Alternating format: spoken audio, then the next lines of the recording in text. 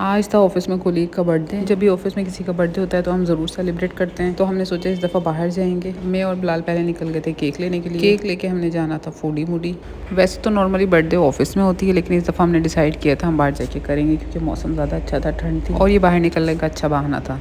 वरना ऑफिस और routine same इसी तरह की है कि बिजी रहते हैं, काम करते रहते हैं, कहीं आउटिंग होती नहीं है। मगर आखिर में हम 5 लोग रह गए। फूडी बुडी हमने इसलिए डिसाइड किया था क्योंकि ये सबको सेंटर में पड़ता था, सबके घरों के पास था। इनका पास्ता और लोडेड फ्राइज बहुत ज़्यादा मजे के थे। हम लोगों ने ऑर्डर दे दिया था और 2-3 दफ़ा हमने जगह चेंज की थी अपनी सिर्फ पिक्चर्स के लिए। यहाँ हमने बर्थडे सेलिब्रेट किया और बहुत ज़्यादा इंजॉय किया। कुछ लोग आपस में मिल जाए तो दोस्ती हो जाती है और दोस्ती हो जाए तो शोर मेरा लगा रहता है। मेरी कोशिश होती है मैं अपनी टीम के साथ फ्रैंकली रहूं और कभी कभी ये मुझे भारी पड़ जाता है क्योंकि जब आप फ्रैंक हो जाते हैं तो बातें ऐसी होती हैं कि हंसी मजाक चलता रहता है, लेकिन कुछ लोगों को मजाक बर्दाश्त ही नहीं होता, चाहे वो लिमिट में हो।